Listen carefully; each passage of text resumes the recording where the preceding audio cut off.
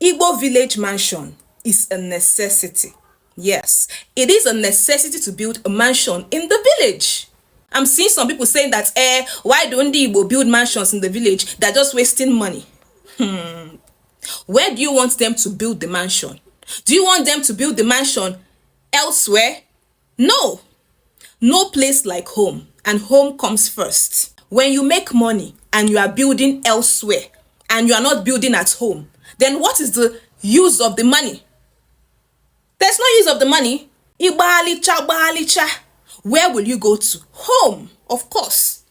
Don't let anybody discourage you from building mansions in the village. Yes. You are wasting money building mansions in the village. Yes. Igbo village mansion is a proof of our resilience and hard work. If people know what Ndi Igbo have gone through in this life, they will stop complaining and saying, why are Igbo people building mansions in the village? Why shouldn't we build mansions in the village? We are rebuilding our land. I cannot wait to see new mansions unveiling this Christmas. Chai, Christmas is my favorite month. Christmas is my favorite because I love seeing new mansions. Chineke, hey, Igbo kwe kwe kwe kwe.